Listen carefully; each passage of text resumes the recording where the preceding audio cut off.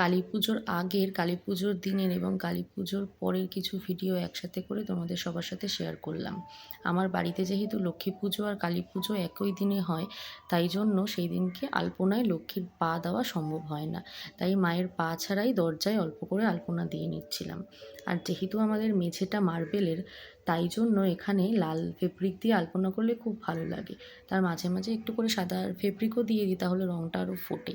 অত ভালো করে আমি আলপনা করতে পারি না ঠিকই, কিন্তু দরজার মাঝখানে মাঝখানে যতটুকু পারি ততটুকু করে দিয়ে নিই। সারা ঘরে দিতে গেলে অনেকটাই সময় সাপেক্ষ ব্যাপার, এবং আমাদের বাড়িতে যেহেতু কালী পুজো হয়, তাই জন্য অতটা ভালো মতো দেওয়াটা সম্ভব হয় না সারা ঘরে, তাই শুধু দরজাগুলোতেই দিয়ে নিই।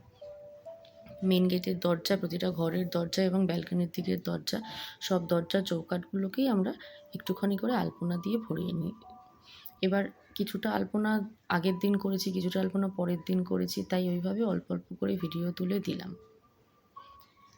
এইবার আমি কালী পুজোর জন্য একটুখানি ডেকোরেশনও করেছিলাম আলাদা করে, সেটাও তোমাদের সবার সাথে শেয়ার করব।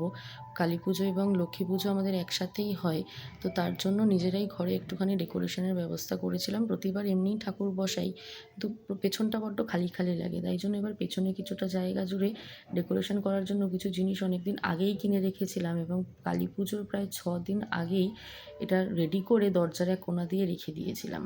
কিছু নকল গাঁদা ফুল আর একটা নেটের কাপড় কিনে এনেছিলাম, তার সঙ্গে আরেকটা পেছনে কাপড় দিয়ে তার মধ্যে একটু আঠা দিয়ে এগুলোকে লাগিয়ে একটা ডেকোরেশন তৈরি করে নিয়েছিলাম। এই যে এইভাবে দরজার পেছনে রাখছিলাম, এবং কয়েকদিন ধরে দরজা খুলতে খুবই অসুবিধা হয়েছে। তারপর পুজোর দিন এইভাবে সাজিয়েছিলাম কলা বউ, এবং তার সঙ্গে দুর্গার সরা, তার সঙ্গে নিচে মা লক্ষ্মী, আর এখানে কালী ঠাকুরকে সুন্দর করে একটা ওড়না পরিয়ে সাজিয়েছিলাম, আর পাশে শিব ঠাকুরকেও আসন থেকে নামিয়ে নিয়েছিলাম। কালী পুজোর 2 দিন আগেই কটা মিষ্টি বানিয়ে রেখেছিলাম। আমরা যেহেতু চিনি খুব একটা খাই না, তাই বাড়িতে মাঝে মধ্যে গুড় দিয়ে মিষ্টি দিয়ে এইভাবে একটু মিষ্টি বানিয়ে নিই। তো দুধটা প্রথমেই জাল বসিয়ে ছানা কেটে নিয়েছিলাম, এবং তারপর তার সাথে সাথে কিছুটা বেসন গুলে নিচ্ছিলাম, যাতে একটু লাড্ডু বানাতে পারি। আর লাড্ডু বানানোর জন্য এইভাবে বেসন গুলে নিয়ে কয়েকটা পকোড়া করে মিক্সিতে, বেসনের পকোড়াগুলো ভাজা হয়ে যাওয়ার পর একটুখানি মিক্সিতে পেস্ট করে নিয়েছিলাম। পেস্ট মানে ওই আর কি গুঁড়ো গুঁড়ো মতো। আর এই দেখো এখানে মিশ্রি শিরা বানানোর জন্য রেখে দিয়েছি, আর কিছুটা পকোড়া পুড়ে পুড়ে গেছিলো বলে সেটাকে আলাদা করে নিয়েছিলাম। আর এখানে ছানার জল ঝরিয়ে নিয়েছি। লাড্ডু বানানো হয়ে গেছে। মাঝখানের ভিডিওগুলো অত করতে পারিনি, যেহেতু একাই ঘরে কাজ করছিলাম এবং তাড়াহুড়ো করে প্রতিটা কাজ তাড়াতাড়ি করে করার জন্য আর ভিডিও অত ভালো করে করতে পারিনি, তাই লাড্ডু করে নিয়েছিলাম।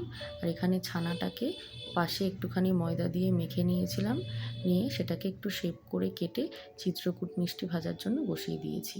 এবার সেই মিষ্টিগুলো ভাজা হয়ে যাওয়ার পর ওই যে চিনির শিরাটা করে রেখেছিলাম, চিনির না মানে মিষ্টি দিয়ে যে শিরাটা করে রেখেছিলাম, সেই শিরার মধ্যে চুবিয়ে সারা রাত রেখে দিয়েছিলাম। মিষ্টিগুলো পরের দিন খেয়েছিলাম। তো এইভাবেই আমাদের কালী পুজোর আগের মিষ্টি বানানো তৈরি হয়ে গেছিলো। আর পুজোর দিন এইভাবে সাজিয়েছিলাম। ঠাকুরকে পুজো দেওয়ার পর 2টো ফটো তুলেছিলাম, সেটাই পোস্ট করে দিয়েছি, সেইভাবে আর ভিডিও করা হয়নি। আর তারপর বাইরে দাঁড়িয়ে প্রসাদ বিতরণ করছিলাম, তার কিছু মুহূর্তের ভিডিও নেওয়া হয়েছিল। আর এই যে ও বারবার ভেতর থেকে খিচুড়ি বালতি করে এনে দিচ্ছিল, ভিডিওতে আসছিল না বলে, যে ভিডিও তুলেছে সে বলছিল দাদা তুমি একটু সামনে এসে দাঁড়াও, তোমাকেও একটু তুলে দিই। তাই এইভাবে প্রসাদ বিতরণ করার পর ঘরে চলে এসেছিলাম। ঘরে ছাদেও অনেক লোক এসছিলেন, এবং তাদেরকে ছাদে বসানোর ব্যবস্থা করা হয়েছিল, ছাদে ছাতা লাগিয়ে খাওয়া দাওয়ার ব্যবস্থা করা হয়েছিল।